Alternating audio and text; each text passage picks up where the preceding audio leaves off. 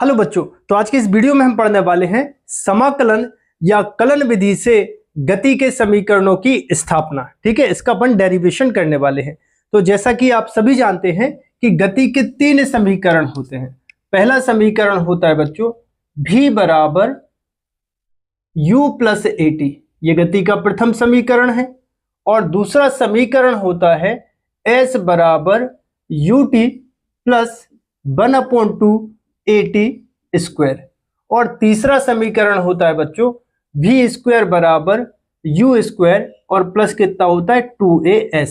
तो इन तीनों समीकरणों की स्थापना हम समाकलन या कलन विधि से करने वाले हैं और मैं हूं श्रीधर आचार्य। तो इस बात को समझाने के लिए मैं एक प्यारी प्यारी सी नन्ही सी एक कार लेकर आया हूं और इस कार की सहायता से हम इन तीनों समीकरणों की स्थापना करते हैं। चलो ठीक है, तो सबसे पहले फर्स्ट समीकरण की स्थापना करते हैं v बराबर u प्लस ए टी। ठीक है, प्रथम समीकरण की स्थापना करेंगे। तो यहां पर देखो, ये जो कार है अपनी कोई बिंदु A से चलना प्रारंभ करती है। यहां पर देखो एक बिंदु हम ले लेते हैं और इस बिंदु को नाम देते हैं A और अपनी जो मंजिल है वो है B। ठीक है, अपनी कार को बिंदु A से बिंदु B पर पहुंचना है। ठीक है, और इस कार का जो त्वरण है वो एक समान त्वरण होगा, मतलब एक समान त्वरित गति करेगी कार। ठीक है, तो यहां पर देखो जब कार चलना प्रारंभ करती है तो इस समय पर कार के प्रारंभिक वेग को हमें बोलना है u। ठीक है, हमें कार के प्रारंभिक वेग को क्या बोलना है, u बोलना है।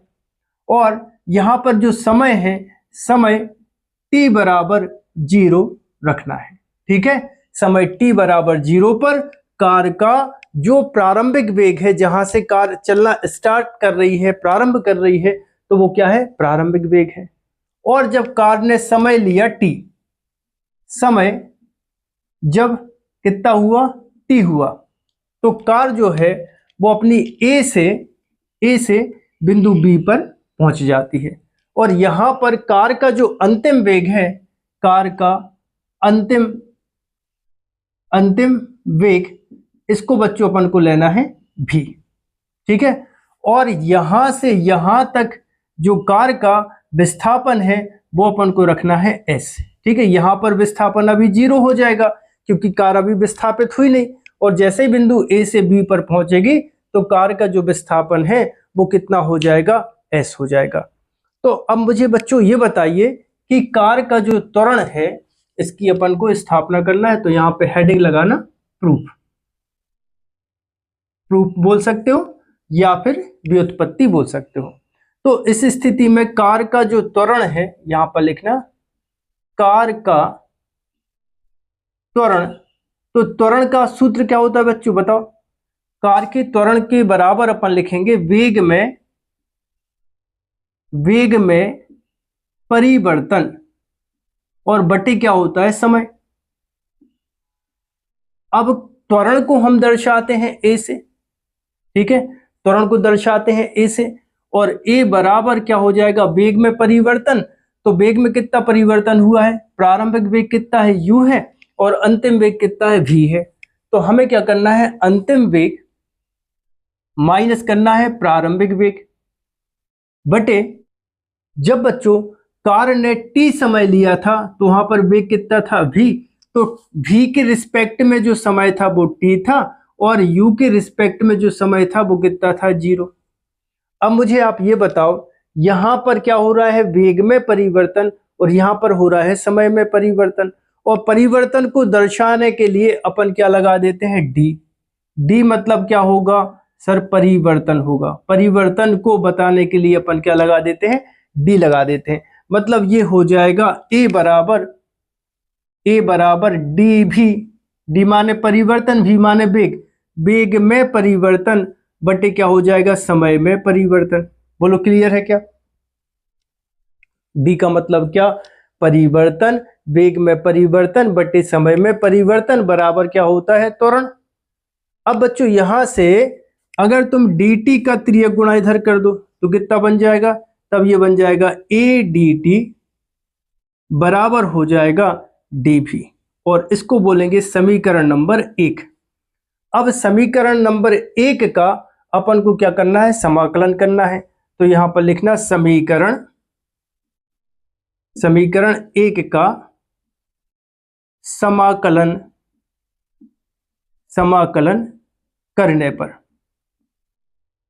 अब सर ये समाकलन क्या होता है, तो सुनो, मैं आपसे पूछूं ये काय का निशान है, तो बोलोगे सर ये गुणा का निशान है। मैंने बोला ये काय का निशान है, तो आप बोलोगे सर धन का निशान है। इसी तरह से बच्चों समाकलन का ये चिन्ह होता है, ठीक है। इसका मतलब क्या है, समाकलन। तो हमें समीकरण 1 का समाकलन करना है, तो इसका मतलब यह है कि हमें समाकलन का एक चिन्ह यहां लगाना है a, और यहां पे हो जाएगा dt बराबर, और एक समाकलन का चिन्ह यहां लगाना है और ये हो जाएगा dv। क्लियर है, दोनों साइड अपन ने समाकलन के चिन्ह लगा दिए। अब समाकलन का चिन्ह लगाने के बाद बच्चों यहां पर हमें वो सीमाएं लिखना है जहां से कार्य प्रारंभ हुई थी। यहां देखो क्या लिखा है, dt लिखा है। t क्या है, समय है। तो समय पहले कितना था, t बराबर 0, तो यहां पर हमें 0 लिखना है। जहां से कार्य प्रारंभ हो रही है ना, उस समय पे क्या है, जो भी समय है तो उसको यहां नीचे रखते हैं अपन। और कहां तक समय बदला है, t तक, तो लास्ट की लिमिट क्या है, t है। मतलब इसको अपन को 0 से t तक का समाकलन करना है। अब यहां देखो क्या है, वेग है। तो पहले वेग कितना था, u था, तो यहां पर u रख देना। फिर वेग कितना हुआ था, अंत में v हुआ था, तो यहां पर v रख देना है, ठीक है। अब यहां पर समाकलन का एक प्यारा सा पहला ही सूत्र है, समाकलन dx बराबर होता है बच्चों x, ठीक है। dx बराबर क्या होता है, x। अगर d भी लिखा है तो dv बराबर क्या हो जाएगा, v। अगर dt लिखा है तो dt बराबर क्या हो जाएगा, t हो जाएगा, ठीक है। ये समाकलन का पहला सूत्र है। तो यहां पर देखो सबसे पहले समाकलन के अंदर जो भी अचर राशि है जिनके मान हम नहीं बदल सकते, उनको समाकलन के चिन्ह के बाहर रखना है, ठीक है। यहां पर a क्या है, एक समान त्वरित गति से ही कार्य क्या कर रही थी, गति कर रही है। a का अपन को क्या करना है, इस समाकलन के बाहर रख देना, बाहर फेंक देना है, क्योंकि उसका समाकलन होगा नहीं, क्योंकि ये नियतांक है। तो यहां से a को बाहर रख दो। अब फिर क्या, समाकलन का चिन्ह 0 से t, और यहां पे आ जाएगा कितना, dt। फिर ये बराबर का चिन्ह। फिर यहां पर देखो dv, तो dv का क्या हो जाएगा, 2 मिनट पहले बताया, dv का क्या हो जाएगा, dv का हो जाएगा v। तो यहां पे आ जाएगा कितना, v। फिर ऐसे तुम्हें ब्रैकेट लगाना है, ऐसे ब्रैकेट लगाना है। ये देखो लोअर लिमिट क्या है, u है। फिर अपर लिमिट क्या है, v है। अपर लिमिट क्या है, v है, तो यहां पे रख देना v, ठीक है। नेक्स्ट स्टेप देखो, नेक्स्ट स्टेप में क्या करना है, देखो dt का क्या हो जाएगा, t हो जाएगा। बाहर क्या चल रहा है, a चल रहा है। अब यहाँ पर dt का क्या हो गया, t हो गया, dt का t हो गया। फिर ऐसे ब्रैकेट लगाना है। फिर देखना है लोअर लिमिट क्या है, लोअर लिमिट 0 है। अपर लिमिट क्या है, t है, तो यहाँ पर t रख देना। फिर बराबर का निशान। फिर यहाँ पर क्या है, v है। फिर यहाँ पर क्या है, v है। फिर देखो जरा, फिर क्या है, ब्रैकेट है। अब यहाँ पर सुनो, यहां पर सबसे पहले अपर लिमिट रखना है। तो v पर अपर लिमिट क्या है, v है, तो यहां पे आ जाएगा v। फिर क्या है, लोअर लिमिट है, तो v पर क्या रखोगे, u रखोगे, तो यहां पे आ जाएगा u। और देखो 2 लिमिट के बीच में क्या आएगा, माइनस आएगा। इस बात को और अच्छे से समझो। देखो जैसे यहां पर लिखा है x, ऐसे लगा है ब्रैकेट, यहां पे लिखा है a, यहां पे लिखा है b। तो सबसे पहले आएगी अपर लिमिट, मतलब यहां से x हटेगा, लिमिट आएगी, x हटेगा, लिमिट आएगी, तो आ गया b। फिर x पे क्या रखना है, a रखना है। x पे क्या रखना है, a रखना है। x हटेगा, a आएगा, दोनों के बीच में माइनस आएगा। क्लियर है, ओके। अब आगे देखो, फिर इसके बाद बच्चों यहां पे क्या करना है, a। अब t पर क्या रखना है, t रखना है। फिर t पे क्या रखना है, 0 रखना है। 2 लिमिट के बीच में क्या आएगा, माइनस आएगा। और बराबर कितना करना है, v minus u। t minus 0 t हो जाएगा, तो यहां कितना बचा, a इंटू टी, बराबर कितना हो गया, v माइनस u। अब u को तुम इस साइड लेके आओगे तो कितना हो जाएगा, देखो u यहाँ ऋण का था, इस साइड आके धन का हो गया, प्लस कितना हो जाएगा AT बराबर कितना हो जाएगा V। बस ये आ गया बच्चों गति का प्रथम समीकरण, जो कि अपन ने समाकलन या कलन विधि से किया है। आ जाओ बच्चों, गति का द्वितीय समीकरण की स्थापना करते हैं समाकलन विधि से। तो गति का दूसरा समीकरण होता है बच्चों S बराबर, यहां होता है UT प्लस 1/2 और यहाँ पे होगा AT स्क्वायर। तो इसको कहते हैं गति का दूसरा समीकरण, जो कि अपन को स्थापना या व्युत्पत्ति करनी है किससे? समाकलन विधि से। तो इसके लिए अपन यूज करते हैं वेग बराबर क्या होता है बच्चों, बोलो। वेग बराबर होता है विस्थापन बटे होता है समय। तो अब यहां पर देखो वेग को हम दर्शाते हैं v से, और यहां पर जो विस्थापन है कितना हुआ है? 0 से s हुआ है, मतलब अंतिम विस्थापन माइनस हो जाएगा प्रारंभिक विस्थापन। जब विस्थापन s हुआ था तो उस समय पे t था टाइम, तो यहाँ पर t और माइनस कितना हो जाएगा? 0। तो विस्थापन में परिवर्तन बटे समय में परिवर्तन, तो हम इसको भी बराबर लिख सकते हैं ds बटे dt। बोलो ऐसा लिख सकते हैं क्या? मैंने कहा परिवर्तन को बताने के लिए d लगा दिया, समय में परिवर्तन हो रहा तो d लगा दिया। अब इसको तुम dt को इधर लेके आओगे तो ये हो जाएगा बच्चों, देखो ds बराबर v और आ जाएगा dt। ठीक है, अब यहां पर देखो, यहां पर लिखना परंतु गति के प्रथम समीकरण से।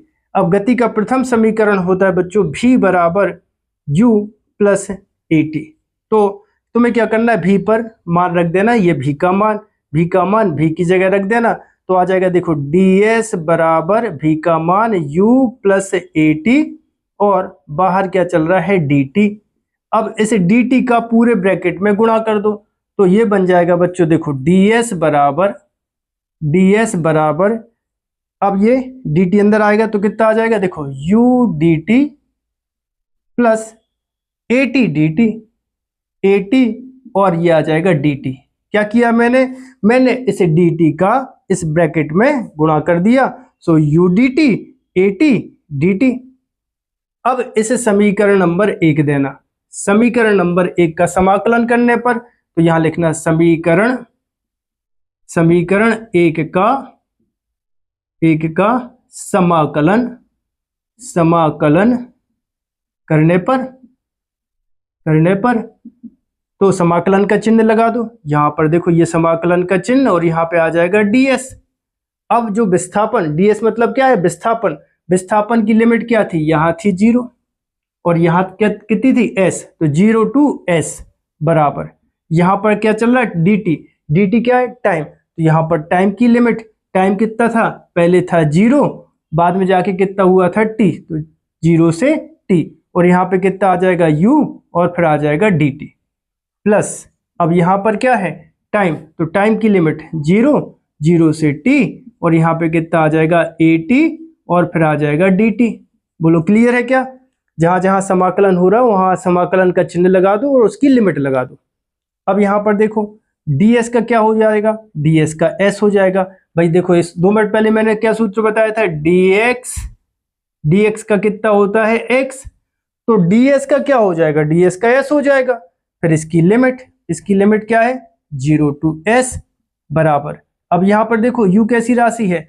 u अचर राशि है, कांस्टेंट है। इस टाइम के लिए ये जो वेग है वो कैसा है? एक अचर राशि है, तो इसको बाहर रख दो, ये बाहर रख दो समाकलन के।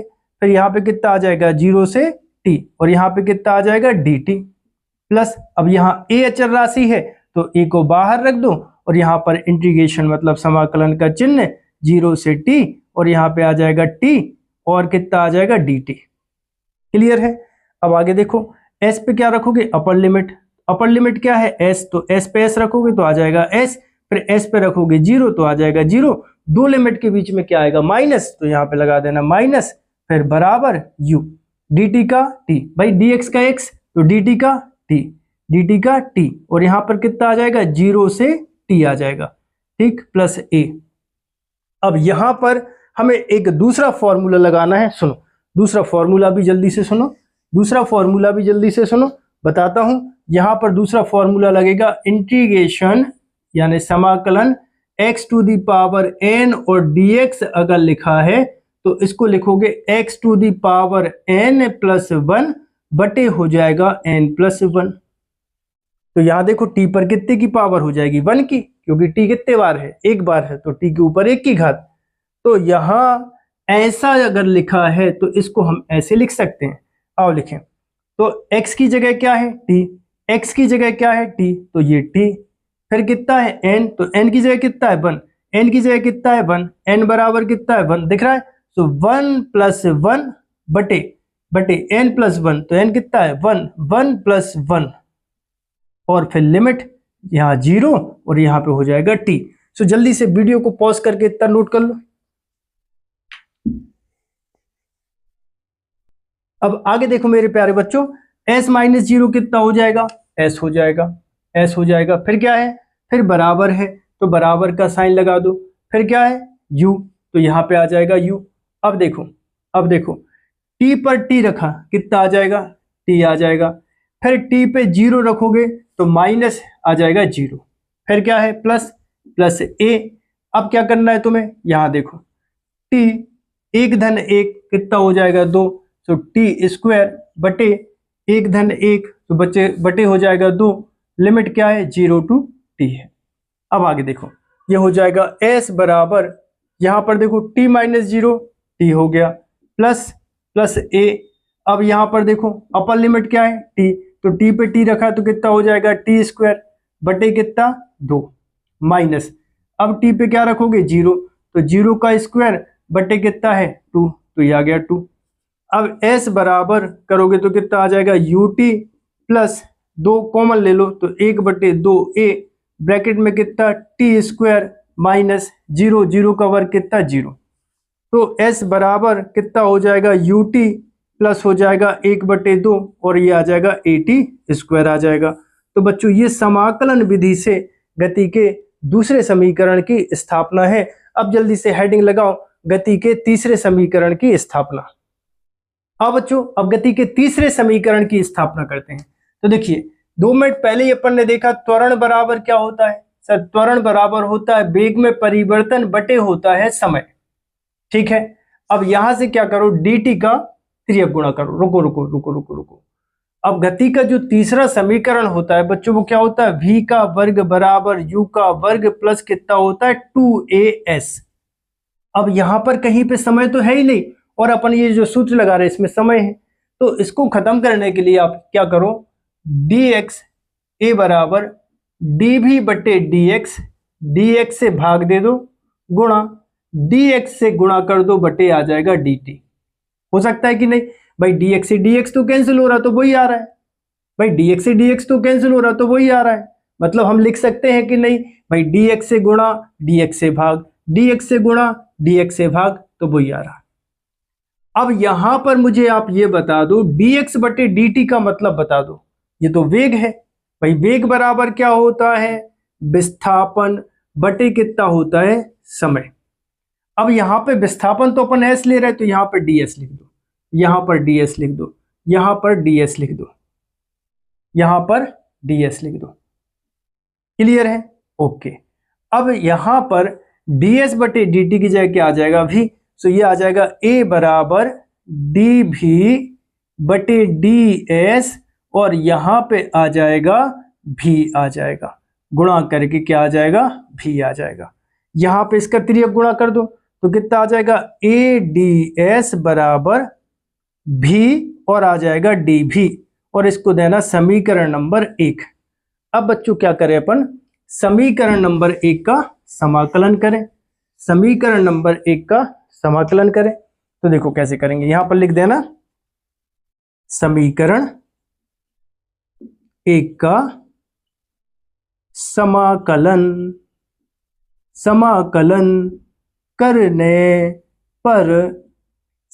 करने पर तो यहां से क्या करना, दोनों साइड समाकलन के चिन्ह लगाओ। तो यहाँ पे ये समाकलन का चिन्ह, फिर कितना है ads बराबर समाकलन का चिन्ह, फिर कितना है भी और कितना है डी भी।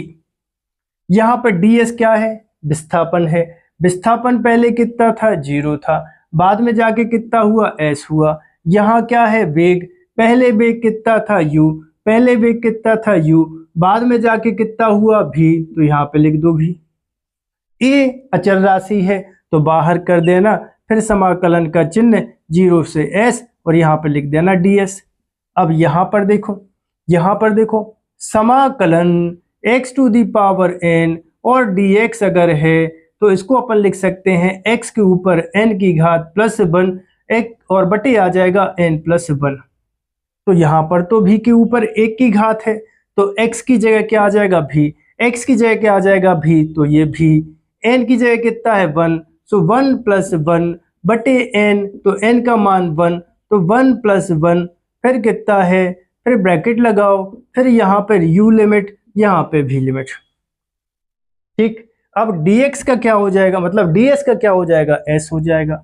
बाहर क्या चल रहा है, a चल रहा है। यहाँ पर लिमिट क्या है, 0, फिर कितना है s बराबर 1-1 कितना हो जाएगा 2 बटे 1-1 बटे कितना हो जाएगा 2, घात क्या है यहाँ पे, लिमिट यहाँ पे क्या है u और यहाँ पे है v।